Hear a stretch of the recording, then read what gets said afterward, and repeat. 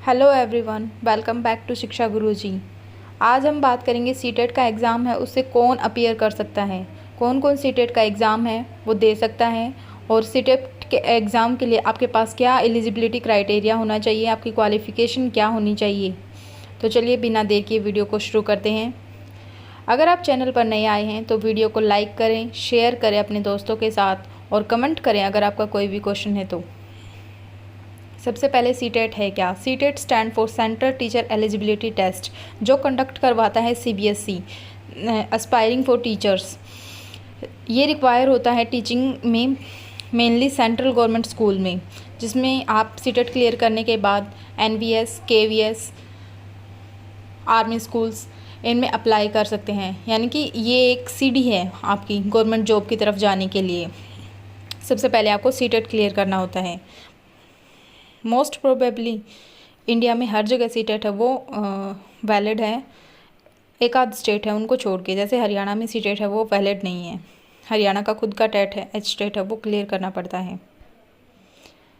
CTET में 2 paper होते हैं, पेपर 1 और पेपर 2।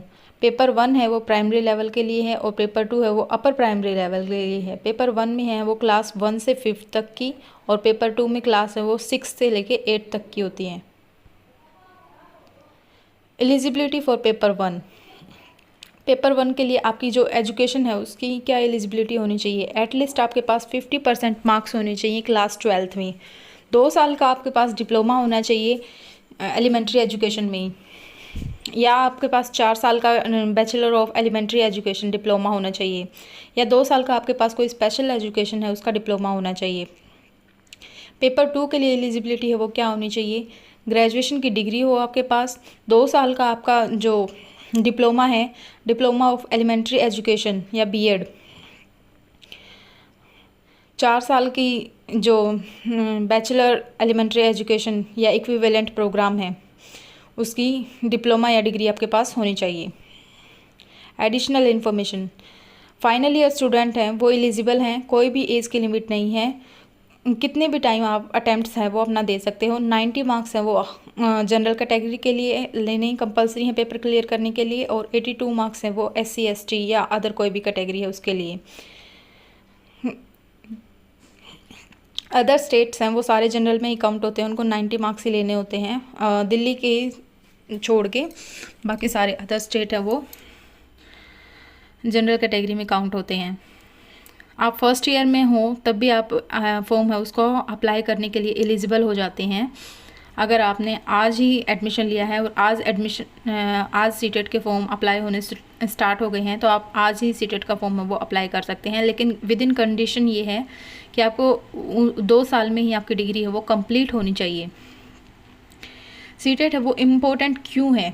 अब बात करते हैं कि सीटेट है उसको क्लियर करना इम्पोर्टेंट क्यों है।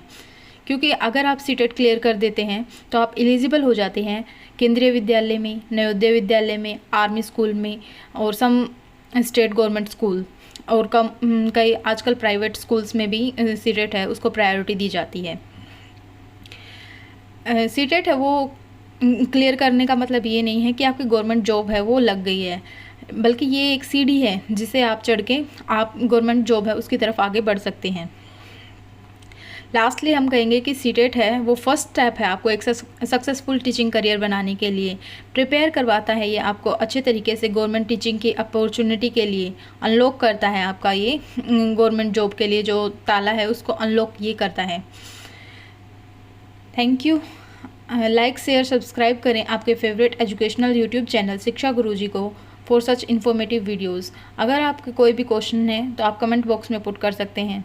Thank you very much. आगे भी बने रहिएगा इसी चैनल के साथ।